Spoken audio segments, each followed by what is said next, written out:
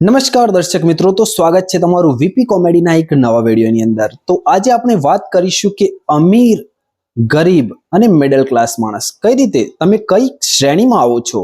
તો સૌથી પહેલા તમારે તમારા બે ચાર મિત્રોને ફોન કરી લેવાના છે કે સૌથી પહેલા તો વાત કરીએ, બે ચાર મિત્રોને ફોન કરશો અને કહેશે કે ભાઈ મારે પૈસાની જરૂર છે, તો તમે 5000 બોલશો, 10000, જે તમારા મતલબ તમને જેટલાની જરૂર હોય એટલા માંગી શકો છો।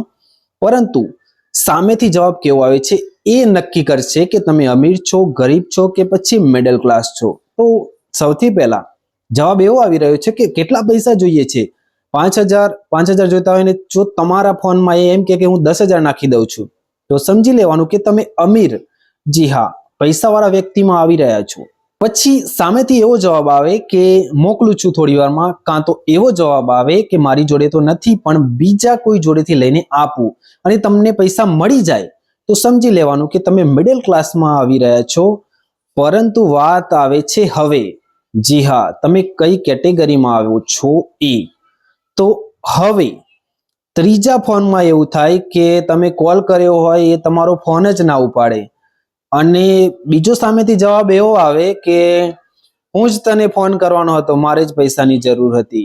અને પછી બીજું એવું પણ થાય કે તમારો એક વખત ફોન કર્યા પછી બીજી વખત તમારો ફોન પણ ના ઉપાડે, કાં તો ફોન સ્વિચ ઓફ પણ થઈ જાય, કાં તો એવું પણ બને કે ભાઈ તમારો ફોન પહેલા જ ફોનમાં રિસીવ જ ના કરે।